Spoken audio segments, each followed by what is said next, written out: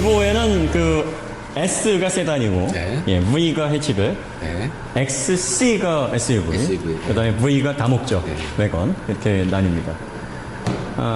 이 모델 같은 경우는 이제 플래그십 모델이죠. 이거 2016년도에 나올 때 난리가 또 아니었어요. 예, 뭐 디자인 좋고, 고급스럽고. 예. 흔히 보는 스타일이 아니잖아요. 볼보가 항상 디자인이 깔끔했었잖아요. 그렇죠. 깔끔했어요. 좋게 말하면 깔끔하고, 무덤덤하고 어떻게 나쁘게 말하면. 나쁘게 말하면 좀 아재 스타일? 예. 근데 지금은 뭐랄까, 양쪽을 다 취재하는 것 같아요. 예, 그래서 저런 어떤 형상, 이게 왜 토르 망치를 형성했냐면, 이 북유럽 신이 이제 오딘, 토르니까, 이제 신화를 또 바탕으로 해서 이런 스토리도 담아내고, 나름대로 신경을 많이 쓴 것 같아요. 지금 이 모델이 나오면서 디자인 통일화가 이루어졌죠. 그래서 지금 가장 작은 모델서부터 가장 큰 모델까지 딱 봐도 볼보. 그러니까 잘된 디자인이라는 건 그거거든요. 뭔가 이렇게 아이덴티티를 잘 만들어낸 것 같아요. 그리고 이렇게 만드는 이유가 이게 앞으로 내연 자동차와 전기차를 무리 없이 전환시키고자 하는 통합 전략 중에 하나라고 합니다. 그래서 지금 순수 전기차인 폴스타가 폴스타 2, 폴스타 1은 이제 내연 자동차하고 섞여 있었잖아요. 뒤쪽에 전기 모터 2개. 이게 폴스타 2는 완벽하게 전기차로 해서 모델 3처럼 나오는데 디자인이 뭐 이거랑 거의 차이가 없어요. 크로스오버 형태인데 볼보의 이 새로운 디자인을 보면 이게 면을 활용한 어떤 그 디테일은 없어요. 거의 다 어떻게 보면 모노볼륨이라고 볼 수 있는 볼륨들이에요, 다. 이렇게 뭐 깎거나 돌출되거나 나름대로의 이렇게 좀 엣지라든지 선 처리는 했는데 뭐 BMW나 최근에 나오는 아우디처럼 과격한 선들이 없단 말이죠. 그러니까 이런 것들도 네. 스케치를 한번 선을 한번 싹 준 정도지. 네, 맞아요. 예. 그 얇은 펜으로 막 네. 디테일을 막 살린 그런 건 아니란 말씀이죠. 그렇죠. 예. 그래서 인상적이지 않은데도 뭔가 조화롭고 그러면서 심심하지도 않고. 예. 그 다음에 이게 또 안전을 고려한 디자인이라 여기가 평평하잖아요. 예. 근데 이렇게 평평하면 입체감이 없다라고 느껴져서 되게 인상적이지 않거든요. 이게 보행자 안전 충돌했을 때 이 접촉 면적을 넓히기 위해서 이렇게 디자인을 한 거라 그래요. 그래서 이쪽 측면도 보면 어디 하나 돌출된 부분이 없어요. 그래서 측면으로 부딪히더라도 보행자가 큰 부상을 입지 않도록 안전까지 고려를 하면서 이런 디테일을 만들어냈다는 건 어떻게 보면 왜 멋 안 냈는데 멋스러운 게 가장 힘든 거잖아요. 예, 그런 어떤 부분에 있어서 소비자들도 아는 거죠. 뭔가 수수한데 수수하지 않고 뭔가 화려하지 않은데 충분히 멋스러워 보이고 뭐 이런 느낌을 담아낸 것 같아요. 지금 이 모델은 이제 하이브리드인데 네. 플러그인 하이브리드예요. 요게 T5가 있고 T6가 있는데 T5에는 이제 싱글 터보 차죠. T6에는 슈퍼 차저까지 들어가 있고 얘는 하이브리드 전기 모터 87마력? 88마력? 그 전기 모터가 들어가 있습니다. 72kW 전기 모터가 들어가 있고요. 자, 그래서 합산 출력이 얘는 318 플러스 87에서 엔진 자체는 터보차저, 슈퍼차저가 들어있고 네네. 그 87마력짜리는 뒤에 혼자 딱 뒤에 떨어져 있어요. 네, 얘는 그 전기 모터용 사륜이니까. 네, 뒤에 떨어져 있으니까 보통 우리가 합산 출력하고 그냥 숫자 더하기 하고 그렇죠. 이게 전륜 구동일 때. 네, 전륜 구동일 딱 두 개가 붙어 있을 때 그런 네. 거고. 그럼 얘는 따로 할수 있죠. 318하고 87 더하면 405 나오나요? 네, 네. 딱 405예요? 그러네요. 네. 맞아요. 그러면 얘는 318에서 87, 405. 그렇죠. 네. 이게 원래는 이런 방식이 얘들이 먼저 시작한 게 아니라 일본 브랜드에서 토요타에서 먼저 시작했어요. 토요타의 그 RV에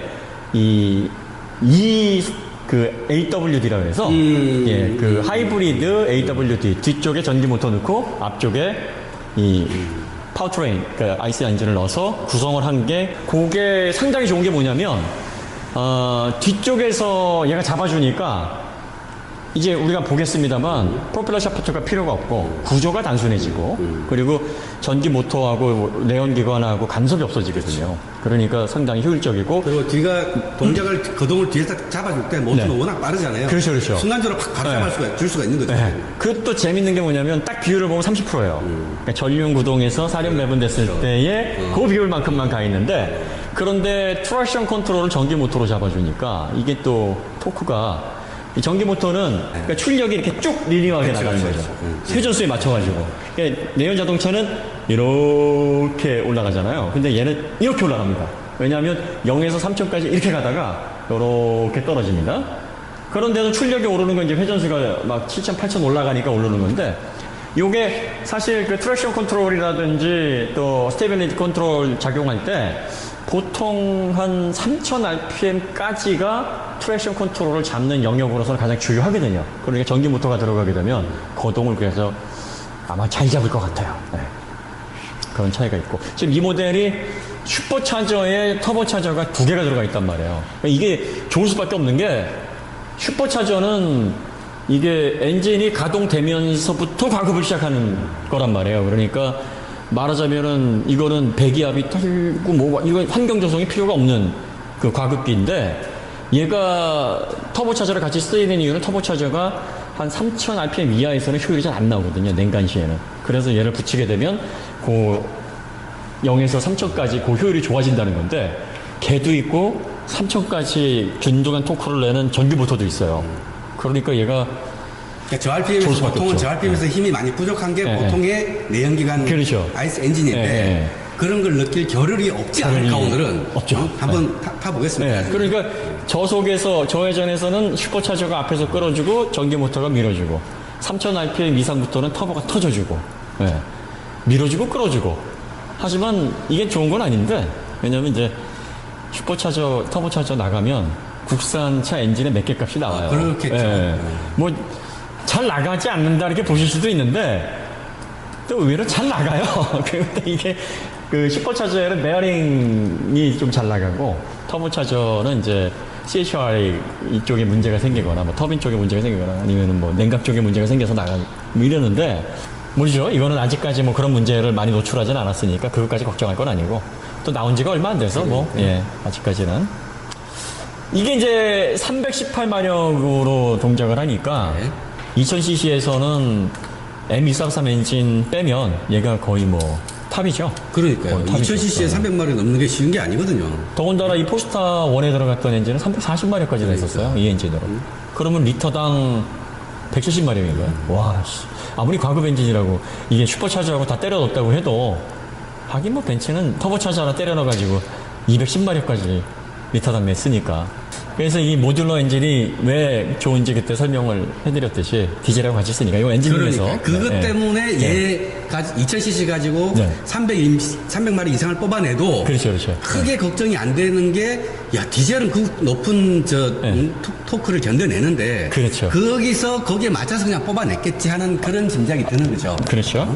그래서 지금 여기 구조물을 보시면 뭐 다 알루미늄으로 제작이 돼 있어요. 알루미늄급으로. 그 변속기 쪽도 그렇고, 뭐 이 오일팬까지 전체가 다. 저기 위에 블락도 지금 다 알루미늄. 블락도 알루미늄급도 있고요.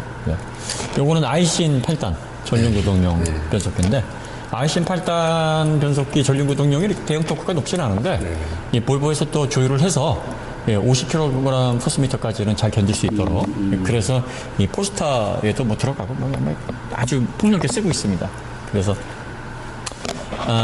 그게 볼보가 현명한 거예요. 왜냐면 이제 이걸 모듈러로 해놓고서 이 엔진 쪽에다가 다 몰아놓으면 여기에서 이 토크가 가뜩이나 이게 45kg 포스미터인데 여기에다가 24.5가 더해지면 한 60 정도, 60 이상 나오잖아요. 그거 견디려면 미션. 이게 강화시켜야 되잖아요. 다르게 해야죠. 그런데 야, 그냥 뒤로 보내. 어차피 뒤로 보낼 거. 모터 앞에다 달지 말고. 그렇지. 뒤에다 그냥 달고, 드라이브 샵도 없애버리고. 그럼 변속기 새거 안 써도 되잖아. 뭐 강화 안 해도 되고. 그러니까 머리가 좋은 거죠. 이 모듈러 플랫폼이 이래서, 그러니까 스케일러블이, 이게 무슨 단어냐면은 이제, 줄이거나 늘려도 난조가 없는 이런 뜻이거든요. 그러니까 이 플랫폼 자체도 스케일러블로 하고, 이 파워 트레인도 스케일러블로 한다 우리는. 이런 개념이 이제 볼보 이 파워 트레인의 개념인 거죠. 정말 머리 잘 썼어요. 이거 하나 가지고 어떻게 다 되냐. 처음에 이거 가지고 얘기가 많았어요. 이게 2.3톤이 넘는데, 2000cc로 이걸 어떻게 굴려? 2000cc로 아주 센 출력을 내는 차 중에 하나이기도 하고, 야, 이 가격 가지고 2000cc로 이 가격을 받아 먹어라고 생각하실 분도 계실 수 있고요. 이게 그 하이브리드가 빠진 차 중에서 9,500만 원이 최고로 비싼 거였나요? 네. 엔진 자동차로는. 그러면 CC당 48,000원? 네. 국산차는 CC당 만 몇천 원이잖아요. 몇 배야 이게? 뭐 이러니까 말도 안 된다 생각을 했었는데 이게 실제로 도로를 굴러다니다 보니까 이게 출력 부족으로 이상하다 하는 경우는 없어요. 그러니까 2000cc의 엔진 자체가 디젤하고 같이 공유를 하다 보니까 워낙에 출력을 뽑아내기가 좋고, 그 다음에 아까도 우리가 히스토리에 설명했지만 이 볼보의 과급 기술은 세계 최고입니다. 세계 최고예요. 스웨덴의 과급 기술을 따라가시는 브랜드가 별로 없거든요. 안정적이면서 좋은 출력들을 잘 내도록 구성이 되어 있고, 그리고 이게 하이브리드까지 물려 있어가지고 이 큰 덩치가 약간 묵직한 맛은 있는데 이게 세팅 때문인지 차의 거동적인 측면을 이제 럭셔리니까 그렇게 해놓은 건지 아니면 좀 굼뜬 건지 이따 마인딩 좀 해봐야 될 것 같아요. 근데 뭐 부족하거나 뭐 그런 느낌은 전혀 없었습니다. 405마력인데. 아이고요. 405마력. 보자, 이따가. 자, 그래서 뭐 엔진은 이게 2013년도부터 이렇게 선보여졌던 거라 이제 7년 정도 됐고, 이제 하이브리드는 이제 최근에 이렇게 나오기 시작을 했어요. 경렬 하이브리드, 일반 하이브리드 안 하고 바로 플러그인으로 건너뛰고 있어요. 이 전략도 상당히 좋은 것 같죠? 그러니까요. 생각보다 포맷이 괜찮은 것 같아요. 네, 그래서 단순히 플러그인으로 구성하는 게 아니라 사륜으로 아예 그냥 특색 있게 이렇게 묶어놨습니다. 전륜의 그 안 구조가 이제 W10번이죠. 위쪽에. 봅시다. 네. 예, 저 위에 어퍼함 있죠. 네네. 어퍼함, 20번 타입의 어퍼함이 있고, 그 다음에 아래쪽에 로우함 있고. 이렇게 해서 이제 로우함이 잡혀져 있습니다. 아래 로우함은 그 맥퍼슨 스트럿 타입이네요. 그런 거예요. 네. 다 알루미늄 합금이네요. 네, 다 알루미늄입니다. 그 다음에 그 너클까지 싹 다 알루미늄 합금으로 되어 있습니다. 이 정도, 이게 1억 3,700인데 당연하죠. 그렇죠. 네, 이 정도 들어가야 되고. V90도 그랬고, 볼보가 알루미늄 합금 많이 씁니다. 반면에 이제 이 서브 프레임은 뭐 알루미늄 합금 안 썼네요. 이거는 이제 강으로 썼는데 앞쪽까지 이제 잘 이렇게 좀 뻗어 있고요. 이 앞에 상당히 좀 강하게 이렇게 쭉 뻗어 있네요. 상당히 튼튼하게 했네요. 그 위쪽으로 멤버도 되게 두껍고요. 네. 기본적으로 이 파워트레인을 그 경미한 하부 사고로부터 그나마 기본적으로 보호할 수 있게 잘 보호할 수 있게끔 되어 있습니다. 뭐 전반적으로 구조는 괜찮네요. 전륜 쪽에. 네. 그리고 여기 이게 그 사이드 프레임에서 내려오는 네네. 다리가 있잖아요. 네. 이것도 프레임인데 네. 보통은 여기 서브 프레임을 그냥 걸칠 목적으로만 하면 네. 이게 앞뒤로 되게 폭이 좁거든요. 그렇죠. 이 두툼하게 해놨네요. 두툼하고 넓어요. 넓고. 네. 응? 그러니까 지금 이 모델도 그러니까 25% 업셋 하면 얘가 힘을 팍 받아준다는 이야기죠. 옆에 사이드 프레임하고 같이. 응? 힘도 받아주지만 그 볼보의 비껴치기. 그러니까 비껴치기. 이 비껴치기가 이게 굉장히 중요하거든요. 이 차가 옵셋 충돌을 하게 되면은 90도 각도로 꺾여버리면 2차 사고에 노출이 돼버리지 않습니까? 그래서 옆쪽으로 튀어나가서 옆 차선에 들이받는데, 비껴치기도 약간 방향을 틀긴 하지만 앞으로 진행하느냐 옆으로 트느냐 그 차이가 상당히 크거든요. 그래서 지금 이 모델 같은 경우에도 이런 어떤 사이드 멤버를 강화시켜가지고 충격을 받았을 때 차가 진행 방향으로 그냥 쭉 나갈 수 있게 이렇게 해놓은 거예요. 이런 것들이 이제 안전의 대명사 같은, 그러니까 1세대 모델서부터 뭐 탱크라 그랬어요. 그리고 전혀 대비 없이 스몰오버랩도 대응했던 브랜드이기 때문에 뭐 2세대 모델도 왜 흔히 우리가 공부 잘하는 학생들 청소 실력으로 쳐도 밤새서 그냥 벼락치기 한 사람보다 나을 수도 있죠. 네, 그리고 이제 그러잖아요. 성적 많이 떨어졌어. 몇 등 했는데? 2등. 전교 2등. 재수없어. 나 아니야. 그래서 나 죽고 싶어. 왜? 2등 했어. 그럼 기도 나서 승리했지. 대학 다닐 때 그런 사람이 있었어요. 수강을 했는데 학점을 받았는데 취소시키고 다시 들을 거래. 왜요? A 제로 받았대요. 그런 재수없는 인간들이 있어요. 그런 사람이 있어요. 그러니까 그게 인간의 점수야? 막 그런다고. 그러니까 이제 볼보는 이제 그런 어떤 안전과 관련해서 그런 어떤 철두철미한 철학을 가지고 있고, 아까도 뭐 과급 기술 설명했듯이 성능도 잘 뽑습니다. 두루두루 잘 뽑는데, 이 친구들이 1990년대에서부터 이제 포드 99년에 넘어가서 2000년대 초반에 하도 삽질을 해가지고 그때 당시에 볼보가 이제 할아버지 볼보, 시대에 뒤떨어진 볼보, 포드가 다 밀어놨어요. 그러다가 이제 지리 자동차가 살려놓은 게 아니라 지리 자동차의 돈이 살린 거죠. 그래서 원래 볼보는 혁신적이고 성능, 스타일, 그리고 또 안전 다 챙기는 브랜드였는데 원래 모습을 찾은 거죠. 그래서 지금의 그리고 볼보가 보면은 이제 선구자적인 기술들을 많이 도입을 하는데 지금 내연 자동차 중에서는 이 파워트레인을 가장 선구자적으로 적용을 하고 있습니다. 이 플러그인, 그다음에 전기차, 또 이 전기차를 기반으로 한 사륜, 뭐 이런 것들을 가장 잘 하고 있고요. 그러니까 이 드라이브 요 엔진을 만들 때부터 우리는 모터를 쓰면 저 뒤로 갈 거야라고 네. 뭔가 한 10년, 15년 전부터 계획을 하고 만드는 그렇죠. 듯한 느낌이에요. 이게 2012년도에 발표가 됐어요, 사실은. 네. 그래서 2012년도에 모듈러 500cc 최적으로 하나로 간다 그렇죠. 했을 때 정말 충격을 많이 받아가지고 그때 당시 BMW도 우리도 갈래. 2013년도에 바로 발표를 했는데 그런데 아직도 BMW나 벤츠는 고성능 모델에 대한 미래를 못 버리고 여전히 3000cc, 4000cc 대 운영을 하고 있어요.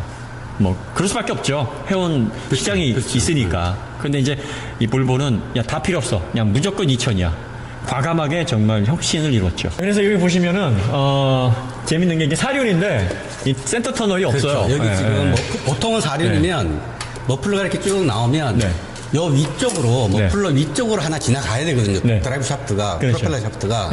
근데 얘는 지금 여기 딱 막아놨잖아요. 그렇죠. 이 막아놓은 게 요 드라이브 샤프트 들어갈 자리 요 머플러 윗단에 배터리가 들어가 있어요. 그렇죠. 그래서 이게 상당히 밑으로 내려온 거죠. 그래서 뭐 실내 공간이 그래도 넓지는 않아요. 이 배터리 때문에. 그러니까 결국은 이제 뒤쪽에 트렁크 공간 확보하고 이제 앞쪽을 이제 활용을 하겠다 해서 여기다 이제 집어넣고 여기 이제 배터리 보강을 하기 위한 되게 두꺼운 구조물들이 이렇게 들어가 있습니다. 여기 이제 고압 전선 이렇게 들어가 있고요. 이 배터리가 11.4더라고요. 11.4kWh니까 전기차의 6분의 1 정도 되네요.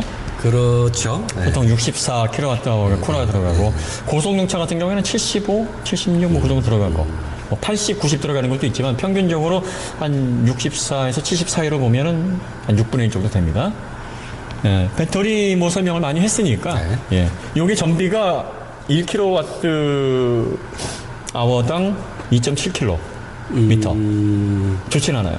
그쵸. 숫자로 보면. 왜냐면 일단 보통 5, 6 정도 나와야 되잖아요. 이 무게가 2.4톤에 가깝고 그리고 가장 중요한 건 전기 모터가 87마력밖에 안 돼요. 힘이 안 되니까. 그러니까 전기 모터가 87마력이라는 건 그만큼 이제 열심히 돌아야 된다는 얘기예요. 이 차를 움직이려면. 그러다 보면 전비가 안 좋을 수밖에 없죠.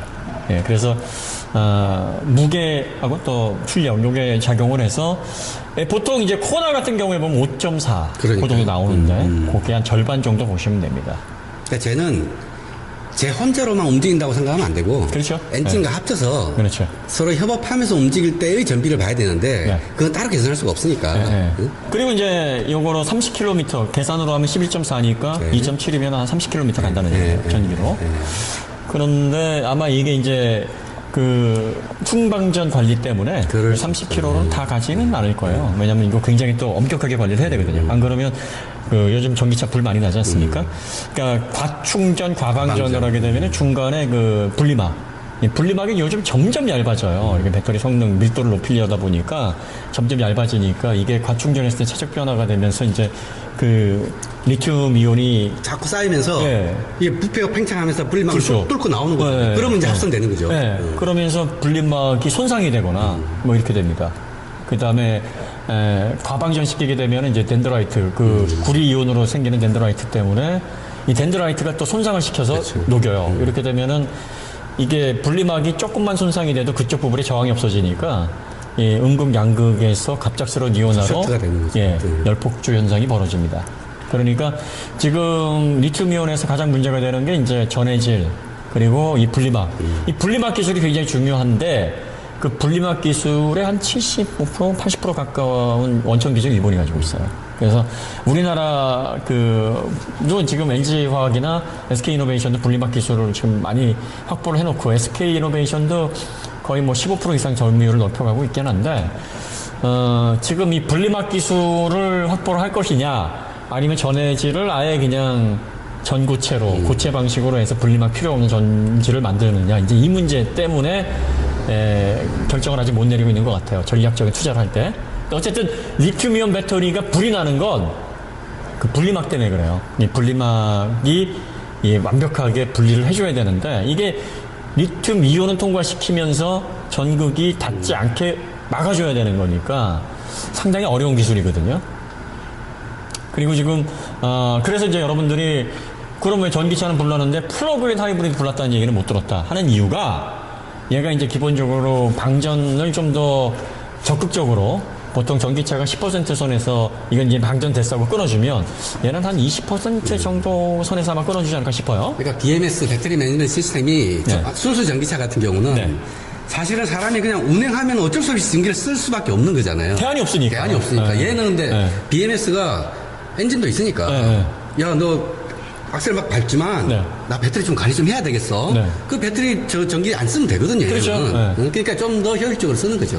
그리고 이제 가장 결정적으로 얘는 급속 충전을 못해요. 네, 네. 기본적으로 완속 충전만 지원을 합니다. 그런데 배터리가 가장 문제가 되는 게 급격한 환원 방전이에요. 이게 부하가 세게 걸리게 되면은 그 입자의 최적 변화로 인해서 분리막이 손상이 됩니다. 이때 전극도 손상이 되고 그래서 성능도 떨어지고 열폭주 날 가능성이 그래서 많은 거예요. 그러니까 충전을 꽂아놨는데 완충이 됐는데 불이 났다 하는 현상이 바로 그런 거거든요. 급속 충전기에서 거의 그런 현상이 벌어집니다. 완속에서는 거의 뭐 휴대폰도 왜 급속 잘못 울려놓으면은 그 충전기 암페어 용량에 따라서 막 불타기도 하잖아요. 열 엄청 올라오고. 그 열이 이게 리튬이온의 갑작스러운 이온화 때문에 발생하는 물도 그래서 온도가 올라가는 거예요. 그 활발하게 활동을 하게 되며. 그러니까 이런 물리 법칙 때문이니까 얘는 완속 충전으로 그걸 걸어 놓으니까 그렇죠. 열 받을 일이 별로 없어요. 그래서 불이 거의 하이브리드나 플러그인 하이브리드는 아예 충전을 안 해버리니까 얘는 회생제동이나 이걸 자체적인 어떤 충전으로 1.36에서 1.7 뭐 그 사이니까 그래서 불이 안 나는 거로 이해를 하시면 됩니다. 불이 안 나지는 않는데 그런 위험이 확실하게 줄어들고 BMS가 좀 더 플랜트 구간을 엄격하게 관리를 하고 충전 전기차 운행하시는 분들은 이게 전고체 배터리나 완벽하게 그 불 안 난다 할 때까지 충전은 한 20에서 80? 80%까지만 하시고 방전은 20 밑으로 떨어뜨리지 않으시는 게 좋을 것 같아요. 좀 불편하겠지만. 그래서 이제 장거리에 멀리 다니시고 그러시는 분이 나는 주행거리가 되기 때문에 전기차 사면은 금전적으로 혜택이 많을 거야. 네네. 라고 하고 사시면 장거리를 다니다 보면 급속 주행해야 되는 거예요. 그렇죠. 고속도로에서 막 해야 되거든요. 네, 그러다 보면 조금 배터리에 무리가 갈 수가 있는 거죠. 그러니까 웬만하면은 전기차는 시내 위주로 다니시는 분들이 개꿀이다. 라고 생각하시면 될 것 같아요. 그리고 시내 운전하시는 분들도 자주 충전하시고 그 다음에 꽉꽉 채워서 쓰지 마시고. 그렇게 하지 마시고. 그러니까 적당히 쓰셨다가 왜 우리가 건강 유지할 때 똑같아요. 배가 좀 덜 고플 때 그렇죠. 먹고. 그 생각했어요. 그 다음에 적당한 양으로 삼시세끼를 꾸준히 먹는 게 한번 배고프게 막 비웠다가 그렇죠. 혹시 가는 것보다. 저도 그 생각했어요. 더 먹고 싶은데 할 때 숟가락 놓으라 그러잖아요. 그 요령대로 하시면 됩니다. 식사 시간도 잘 씹어서 삼키어야 되고 천천히 먹어라. 천천히. 급히 먹으면 체한다. 이게 모든 게 다 맞는 것 같아요. 그러니까 전기도 급히 먹이면 불난다. 그리고 꽉꽉 먹이지 말아라. 배탈 난다. 요거 기억하시면 될 것 같습니다. 리튬이온 폴리머 배터리, 요거는 이제 라미네이트 팩으로 들어가 있어서, 라미네이트 팩이 이제 26.21mm로 이렇게 좀 주머니 같이 생겼는데. 여기 보이네요. 여기. 이렇게 되어 있습니다. 요거 비싸요, 되게. 하이브리드 이 플러그인 들어가 있는데 가격 옵션 추가되고 뭐 이런 거를 따져보면 뭐 가격은 그렇게 비싸게 받는다라는 느낌은 좀 아닌 것 같아요. 물론 이게 워낙 가격이 비싸. 원래 기본 가격이 비싸니까. 그래서 1억 3,700이 뭐 가성비를 논할 수 있는 그건 아닌데 뭐 이렇게 사륜으로 구성하고 뭐 이렇게 안에 또 그 오디오라든지 뭐 실내 장식 그다음에 이 2열 좌석이 기가 막힙니다. 그러니까 마인딩하러 가는 장소에 제가 좀 타도 되겠습니까? 그러시든지. 그래서 이렇게 구성이 되어 있습니다. 머플러는 이제 이런 식으로 해서 쭉 나오고요. 아까 말씀하셨다시피 배터리가 위에 들어가려니까 위아래로 납작하게 눌러놓은 것 같아요. 그러니까 우리가 자꾸 머플러라 그러니까 배기구라고 머플러, 배기 네, 머플러는 요거예요. 그렇죠. 요게 머플. 왜냐면 이게 무슨 뜻이냐면 머플 막는다. 네, 이게 이 레저레이터가 머플러 이게 머플이에요. 그 다음에 이제 위쪽엔 컨버터 네. 촉매. 네, 그 다음에 요건 배기구. 네. 배기 파이프. 배기 파이프. 그래서 전반적으로 이 배기 장치라고 얘기를 해야 되는데, 뭐, 그런 명칭 많잖아요. 뭐, 호치키스, 뭐, 스카스테이프, 뭐 그런 거예요. 네. 자, 그 다음에 이쪽 안쪽에 보면은 요렇게 그 마감되어 있는 실리콘. 네. 네, 이런 것들은 잘 발라져 있고요. 판은 그냥 노출되어 있네요. 네, 네. 네. 안쪽 한번 보시죠. 네, 배선하고 연료 그 들어가는 라인하고 이게 커브에 이걸 다 끼워놨어요 지금. 이게 대단한 정성인데요. 이거 조립할 때 고생 많이 하겠는데요. 이거 일일이 다 끼워가지고 해야 되는 거 아니에요? 여기 보면은 다 이런 거 물고 있어요. 이렇게 요 핀으로 해가지고 다 물어서 이 커버 쪽에 안쪽에 배선들이 움직이지 않도록 고정을 해놨단 말이죠. 자, 그 다음에 또 하나 칭찬할 건 나사가 이 보시면은요. 나사 질도 뛰어나지만 특징이 뭐냐면 이 끝에 보시면 나사선이 끝까지 다 있어요. 보통 이렇게 안 합니다. 보통 여기를 뭉개 놓거나 뾰족하게 만들어요. 왜냐면 이렇게 해놓으면 일일이 맞춰가지고 처음부터 이렇게 돌려야 되거든요. 그러니까 보통은 이제 이 대량 생산 공장의 입장에서 보면 네. 생산 효율화를 위하면 네. 필요한 체결 강도 이상의 나사산을 만들어 놓을 필요는 없는 거거든요. 되게 촘촘하잖아요. 근데 이제 초반에 이렇게 초반에는 뭉뚱거려 있고 네. 가운데부터 나사산을 만들어 놓고 네. 체결되는 여기 나사산 한 5개만 물리면 돼. 네. 한 그만큼만 만들어 놓는단 말이죠. 보통. 그렇죠, 그렇죠. 근데 얘는 처음부터 끝까지 다 만들어 놓는 거죠. 그 다음에 이 와셔도 와셔도 잘 만들어 되게 놓죠. 좋아요.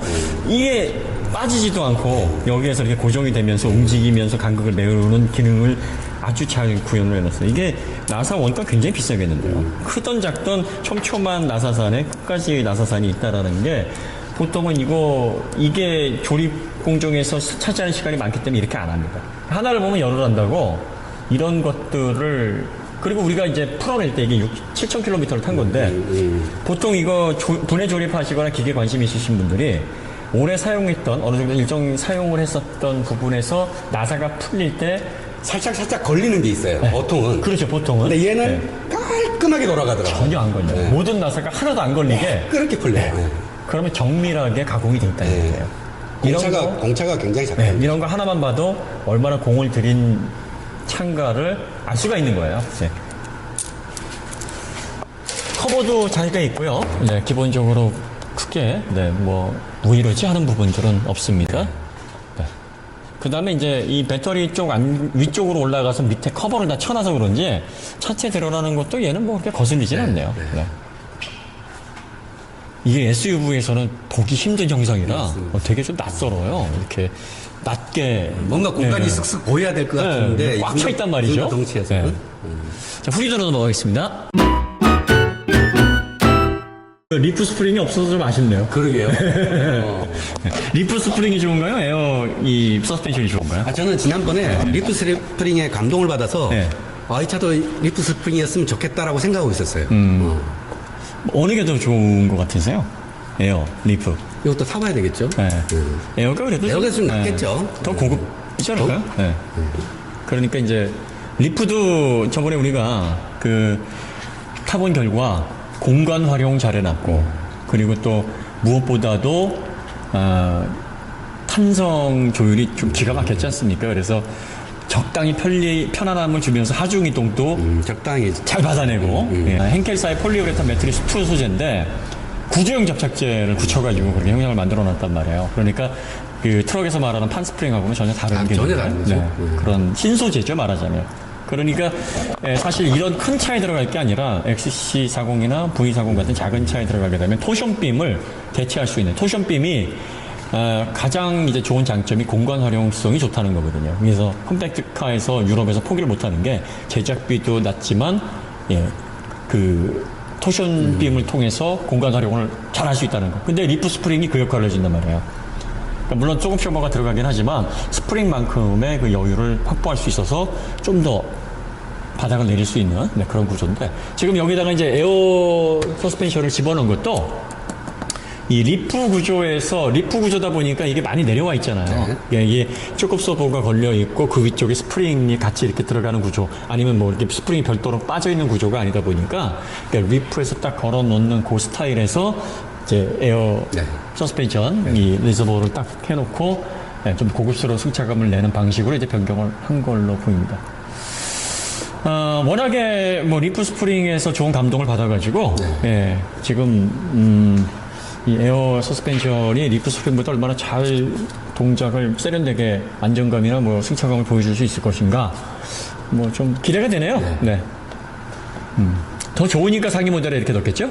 이게 에어 서스펜션이 뭐 좋은 것만은 아닌 게 여기에 들어가는 압력은 면적 대비로 해서 얼마 안 되는데 이 라인에서 받는 압력이 굉장히 크죠. 그렇죠. 이 압력을 순간적으로 막 이것도 넣었다 뺐다 해야 되죠. 100분의 1초 단위로 막 압력 넣었다 뺐다 하거든요. 그러면 여기에 들어가는 라인이 막 이만한 게 들어가는 건 아니거든요. 한 요 정도 되는 좁은 라인이 들어가는데 거의 브레이크 라인 정도의 굵기의 라인이 들어간다고 보시면 돼요. 예, 그러면 그 좁은 라인에서 받는 압력이 얼마나 비율적으로 굉장히 높아진단 말이죠.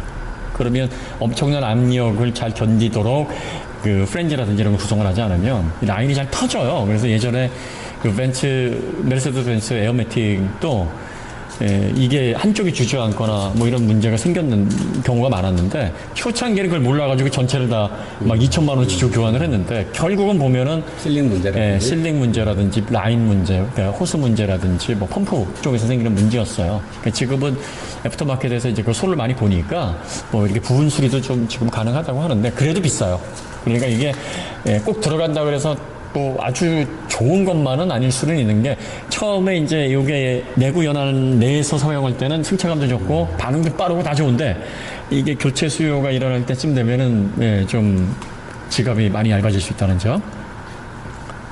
자, 그 다음에 로우암이 이제 에어 서스펜션이 들어가는 모델이 대체적으로 이렇게 로우암 쪽에다가 이렇게 받쳐놔요. 렌즈로버도 이렇게 돼 있고요. 그래서 기본적으로 승차감 위주의 이런 차들은 이제 고급스러운 승차감 위주의 세팅이니까 요게 이제 스포츠성과 관련해가지고 적극적인 움직임을 만들어주는 구조는 아니죠. 예, 그래서 이 로우암 형상을 보면은, 이거는 기본적으로 재미있게 달리라고 만든 차가 아니구나. 그래서 아마 반응이 405마력인데도 빠릿빠릿하지 않고 진중했던 게 그런 의미였던 것 같아요. 출력이 부족하면 답답하니까 얹어놓지만 기본적으로 잘 달리는 차는 아니니까 뭐 적당하게 달려. 예. 그런데 이제 한 가지 여기다 보완을 해놓은 게 보통 이렇게 걸어놓으면은 이런 식으로 암을 하나 더 안 빼거든요. 근데 요게 이제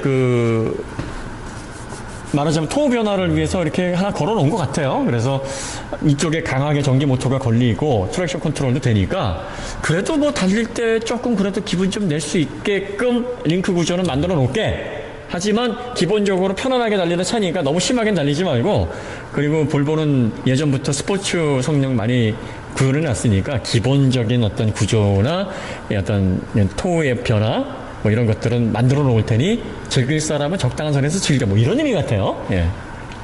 그 다음에 여기 이제 전기 모터. 이게 이제 뒤에 얘가 87마력짜리죠? 들어갑니다. 네. 든든하네요. 그러게요. 예. 볼보 이렇게 딱 써 있고. 예. 얘가 여기에서 바로 이제 이 드라이브 샤프트로 연결해가지고 쏘기 때문에 요게 보통 87마력이면 드라이브 샤프트 이렇게 안 두꺼워요. 여기요? 네, 그렇게 안 두꺼운데 얘는 두껍단 말이에요. 왜 이렇게 두껍냐면 아까도 말씀드린 3000rpm까지 이게 24.5 토크가 똑같이 나옵니다. 그러니까 이게 보통 80마력대 정도면은 이렇게 스파크나 경차에 들어가는 것만큼 드라이브 샤프트를 얇게 집어넣어도 큰 무리가 없는데 얘는 일반적으로 중형차에 들어가는 드라이브 샤프트를 해놨단 말이에요. 그러니까 토크가 그만큼 강하게 걸린다는 거죠. 네, 스테빌라이저는 후륜 쪽에 이게 강하게 토크가 들어가니까 생각보다는 좀 두껍고 넓게 잡고 있네요. 네.